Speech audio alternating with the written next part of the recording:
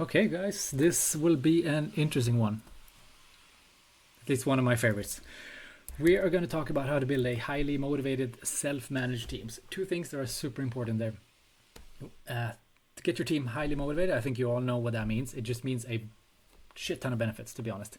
And then you want to make them autonomous. You want to make them so that you give them a task and they just take off and execute on that, and they just come back to you with the results. And if you're really good at this, they'll come back with results that are beyond what you can imagine. And that's when it becomes fun. That's when leading becomes so much fun, because suddenly you're like, holy crap, I just gotta delegate everything I can, everything I can imagine, and they will come back with results that I couldn't even think about. That's the power of this lesson. So if you're in for that, let's do this.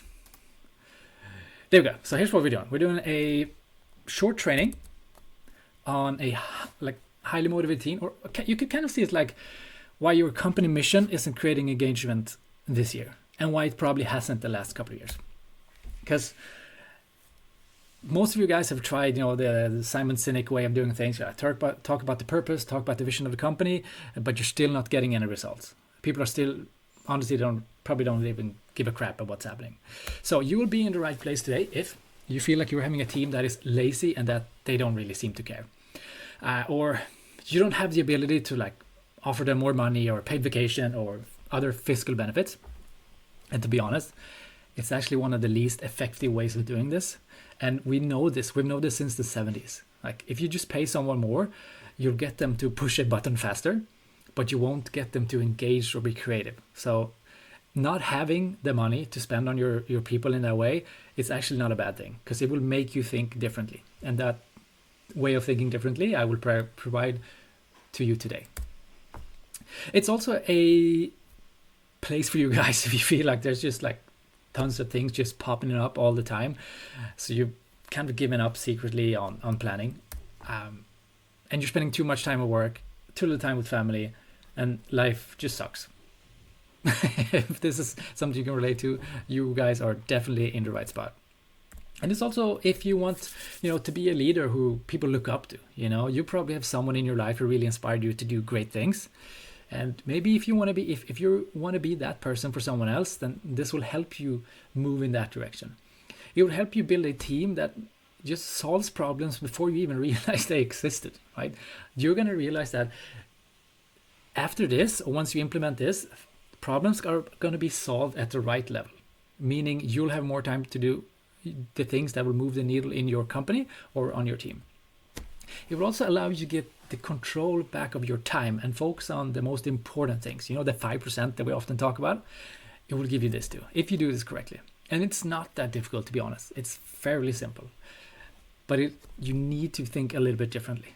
And this is what makes this training, or this thing we're going to do today, so exciting. Because I'm pretty sure it's going to challenge some of your beliefs. And that's fun stuff. If you also want a team that can work autonomously with minimum guidance, I will show you how I did with my teams and how I train other people to do it. And hopefully you can take some really good nuggets and implement it, today with your team. Does this sound good? Is this something you want, guys? Let me know in the chitty chat. Is this what you want? I'm just checking out the things here. Okay, some people seem to be engaged and seem, because if this is not what you want, this is not what you want to do, then I'm not going to waste your time. Perfect. There are some of you guys here who wants this, so let's do it. Here's what you'll get. I'm going to share with you 3 components that you need to have, and I'm going to make sure that you really feel confident with that these things are things you need. Because if you don't have them, you won't be able to build ownership engagement, and you would definitely not have a high performance team like this. And it would be super clear to you that if you're missing out on this, you're like, I'm effed. And you will get to understand what to communicate, so your team not only understands, that's level 1, and level 2 would be for them to care, and level 3 would be for them to want to solve the task and have the ability to do so. So I will show you what you need to communicate. Sounds good? And for those guys of you who stay to the end, I'm going to give you a really cool tool. This is literally all this training packed into a simple tool that you could take today and implement straight. Maybe you're not working late, but implement it tomorrow. So it's what we call a communicate for engagement tool.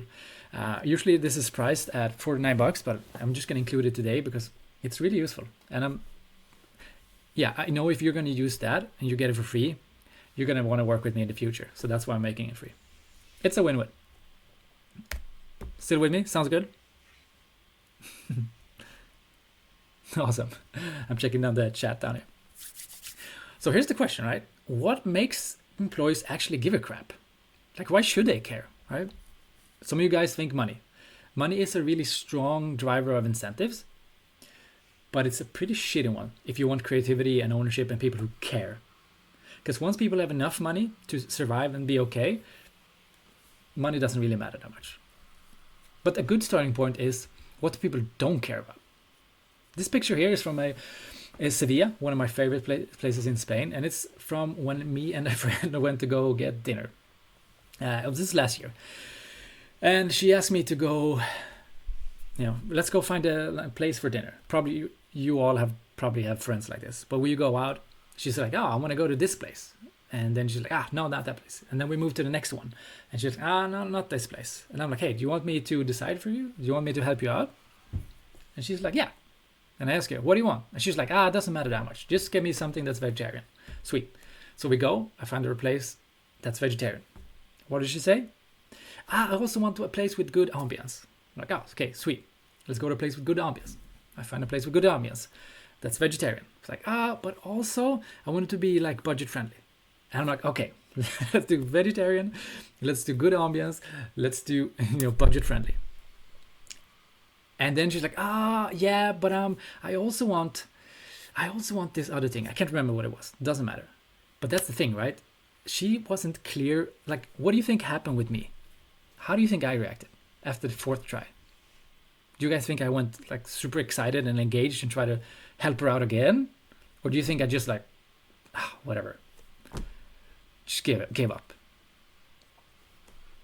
Yeah, right. Exactly. I gave up because I couldn't take it anymore. It's just like, oh God, this is just painful, right? So that's the thing.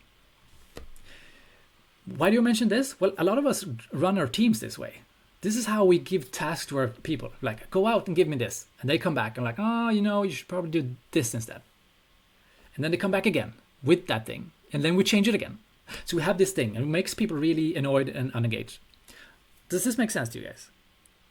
Okay, good. So now we understand what really kills engagement, ownership, and creativity. Awesome. So what is it that makes people engaged? Well, spoiler alert, it's not the vision, it's not the mission. It's not what you've been told before, like, you just tell them about the company. They need to engage with the mission, engage with the vision, and then everything will be fine. It's not that easy. Here's the thing. This was my old job. I used to go hunt for bomb in different places of the world wearing this little suit. You've probably seen this before. The thing is, when I do this little walk, it's called the long walk because you're alone. You're doing it without any support. All of your support is behind you. And this was my team. So all of these guys and these wagons and all the protection is behind me when I'm approaching the bomb. It looks something like this. These are my team and I'm walking towards the bomb. So what does this mean? Why is this relevant in any case? Well, the thing is, like, I had to train my team to be able to do everything. Because when I'm going down the range, working on the bomb, the 5% of the task that really matters right now, or like the only thing that matters, I got to be 100% sure that they got me covered. They know exactly what to do in the right time, the right things, and sufficiently good enough, right? So that was my entire job. It was to train these guys to do everything good enough so that I could focus on the main task. Does this make sense to you guys? Is this something that you kind of want to do with your team? Making sure that you trust them so much that they can take care of the most important things so that you can do the thing that's most important to you?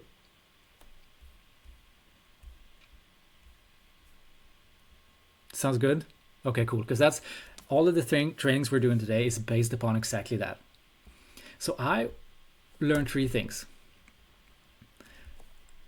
And basically those three things is something that I started training people in the office.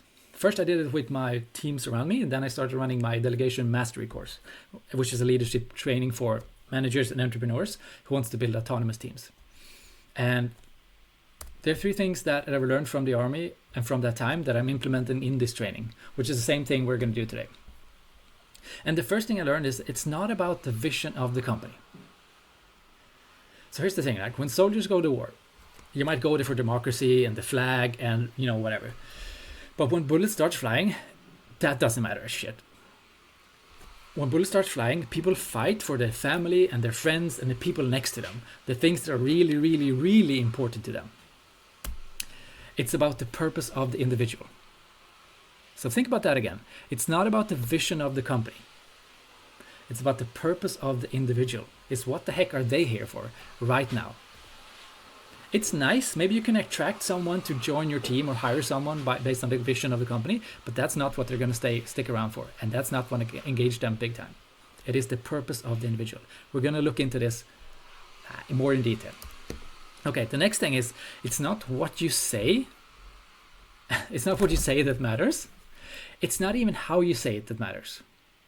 Because if it was this simple, it would just like, oh, I got to say the right thing and I got to say it in a way that they understand, and it would be fine.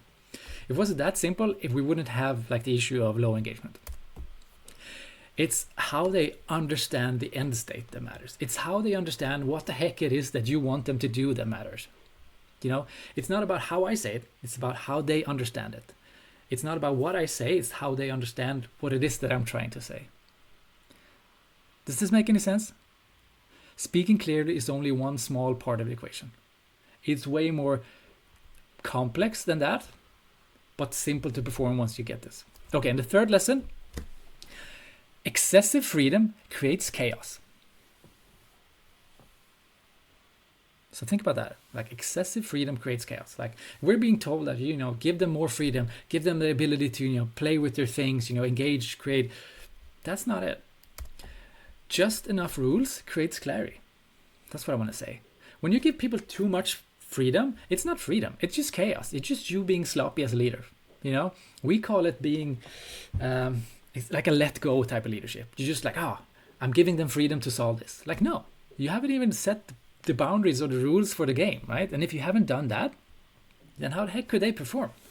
Like just giving them an impossible task, right? It's going to be chaos rather than clarity. So we want to give them enough rules so they understand the game, what they can do and what they cannot do. But we don't want to make the box too small so they don't have any creativity. This is the game we are playing, which is very exciting. So does that make sense? We have 3 rules, or we have 3 lessons. Those are the ones we're going to talk about today. So once I figured this shit out, that's when I kind of became obsessed, right? Like, I wonder if I could do this, if I could lead office teams in the same way I led the teams in the field. It's like, wonder if I could do that. And yes, definitely we could do that. I've done that training now. I've taught tech leads, regional managers, all different types of people how to do this. And it's so simple and it works so good that I'm doing it for free with you guys, or at least a part of it. And it works. It has such a great impact. So if you could just take away the 3 things that we're going to talk about today and implement that instantly, which you will be able to, because it's honestly, it's very simple. A lot of people make it complex, but this is very simple. And that will give you 80% of the benefits. Okay, so here we go. Is this interesting to you? If so, we're going to do it. If you're not interested in this, then we're just going to, play Minesweeper or something. So give me a thumbs up, and you LinkedIn guys, I see you. I got my eyes on you guys. Do you want to do this? Give me a thumbs up. Or a something. Give me a sign of life. That's all what I need. That's all I need. Okay, we got a sign of life. So here's the thing. The things we're going to talk about today is really good to understand, but you're probably not get the full understanding today, but that doesn't matter, because the tool I talked about earlier is what you're going to get at the end of this. So if you could just use the tool, you'll get 80% of the benefits, and then as time goes along, you can kind of like become better and better at understanding how to communicate and what to communicate. So your team will actually perform at their highest level. Sounds good? Cool. Here's the thing, right? One of the lessons was to create rules. Rules is basically how we set up the box so people can work within the box. This next part we need to do is figure out the purpose. And the purpose is something that they give a shit about. Not what you give a shit about, or what you think they should give a shit about, or what the company says they should give a crap about, or what they were hired upon to give a crap about. And it also changes. So the thing here is to figure out a purpose and a why that they care about. Sounds good? Sweet. I like to blast on pretty fast. And if you have any questions, just ask them. Okay, cool. And if you want me to talk slower, I'm willing to do that as well. The last part. We got to communicate an end state. Like, what the heck is it that we want them to do? Do we want them to create a Facebook reel or an Instagram post? Or do we want them to set up an entire system of things? But we need to be clear on the end state. Like, what the heck is the product that they're going to deliver to us? Cool. Now we're going to look at the mistakes. Like, this is the fun part. If we don't get all these parts together, a few things are going to happen. And let's look at what's going to happen if you screw this up. And maybe you will be like, oh shit, that's me. So if you figure out how to communicate the purpose and the end state, you will get people who are like, they really care about the task. They're really engaged. They're doing the right things. They're like creating the thing that you wanted. But results are useless. Because they break some type of rule, which renders this like, oh man, this is such a good thing, but you crossed this line, so now we can't use it, So like you could say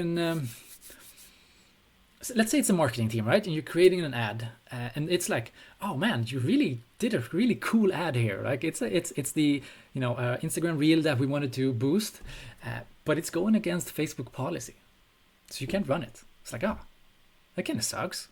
You did this really cool thing, but you missed on this policy thing, so now we can't use it. It's like, what? Okay, so basically another way of saying it is the people who are working outside of your box. And there's a bunch of reasons why they're working outside of the box, but they're literally doing things that they can't do to get the result you want. Okay, so let's say you are able to communicate the rules and the end state. The box and the outcome that you want. Well, let's say you them. These are the people who like they do what they're told. They're like, oh man, I know what you want. You want this Instagram post, and I know kind of how you want it, and I know the rules. I gotta follow Facebook policy. I gotta follow these other things that you set up to me, and I will do that. But I won't give a crap. So these are the people who will like see a huge opportunity for the company or for you as a leader and be like, I'm just gonna move over here, because they don't really give a shit. They don't give a crap. Like, they just want to get it done and move on, because they know if they like, hey, I saw this great opportunity, they know it's probably going to lead to more work on their end, and they probably don't want that. They just want to do the thing and go home, which is fine. We need those people too. But if you're looking for people who are engaged and creative and takes ownership, they are missing something. So the last, basically these are people who don't give a crap. So the last part is when you figure out how to communicate the rules, you have set the box, you have created a way for them to really engage, really know like, oh wow, this is important to me. But you don't really have the end state. You don't really have the product that you want for them. This is when you have people who really care and they follow the rules. They're super excited and they have like, okay, this ad is like, it's appropriate. It follows a company policy. It follows Facebook policy. But they did the wrong ad. These are the guys who are like, made this amazing thing. It's like super new, super creative, but they created a reel instead of a static post. Does that make sense? Like, they just did everything right, except they didn't really give you the outcome or the real thing that you wanted. It's still an ad. It still follows the rules, the policy, and they did a really good job of like being innovative and creative, but they created the wrong thing. Does this make sense? Okay, cool. So these are the guys who like kind of the lost people, right? They're just like, damn it, I followed the route, but I got to the wrong place. Like, crap. So then the question is like, what the heck happens if you get into the middle? What exists in the middle? So this is where I would argue, if you nail all of these things, you will have autonomy. You will have innovation. You will have trust, both direction, for you and for them. And you will have ownership. These are where you find the three C's. People who care about the task, people who are capable of solving the task, and people who are willing to cooperate on how to solve it. Not just the people who like do it my way. And the thing is something like this, right? It's like a cake. If you miss just one of these ingredients, you might get decent work, but you won't get ownership. And you will be struck in this like struggle of like, oh shit, they're coming back to me with more questions. Oh damn, this is not really what I wanted. So you kind of, it's better if you do it yourself. You might even avoid delegating stuff or avoid giving people tasks because you know it's going to come back and create more job for you. We don't want you in that situation, right?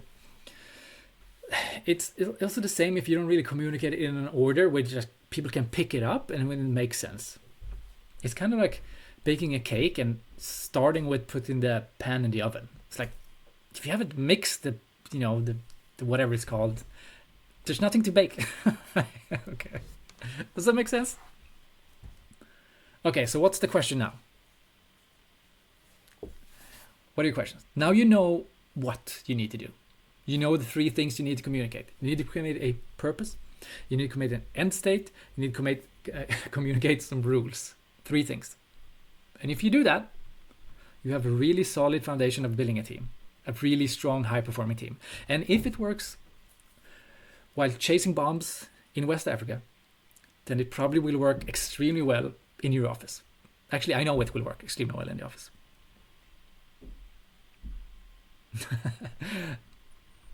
Cool. Yeah, the question is, okay, how the heck do I do this? How the heck do you do this with your team? Is this something you want to do? I gotta check the other chat. I'm not leaving you guys behind. I'm gonna check in on you.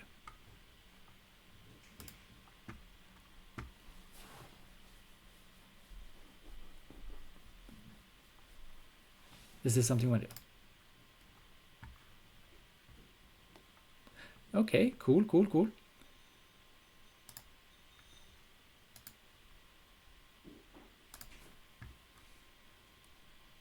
You want to do this? Okay. Here's the thing. I'm doing this with my team inside of the leadership games, right? In the leadership games, we're making this into a workshop. So you have 2 options now. You can either join us inside the leadership games, and we're going to workshop this with you. You're basically going to take a task that you have working on with your team, and we're going to do this. We're going to do it together. Or you could just comment below, and I will send you the template instantly, and you can be on your merry way to implement that on yourself. But if you want to join inside the leadership games, then we will workshop this thing together with you. So you will have a final task that you can delegate to your team directly after this. I will send both of the links in the little chitty chat so you can get it there. So for you guys who want to join us inside the leadership games, you just click that Google Meet button and you will be able to get there. And for those of you who just want the slide, or sorry, the template, then I will give you that too in the chat. Cool. And before I leave you LinkedIn guys and just focus on my Google Meet people and the leadership games people, is there any questions from the LinkedIn people?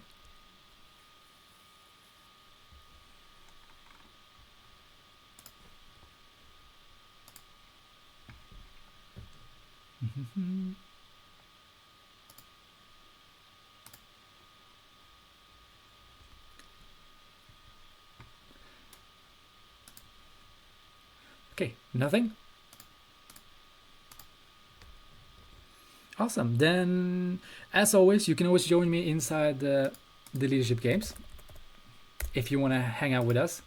It's basically where I put all the trainings, everything, and it's so ridiculously cheap. It's $9 per month, right now at least, until we really build it out, and then it's going to be 99 or 149. So if you're going to get on board with this now, it's $9 for life, and you get all our leadership trainings. You get all the tools, all the templates from moving you from, a manager to a leader and building that high performance team that I do believe you guys want. At least if I'm understanding the comments correctly.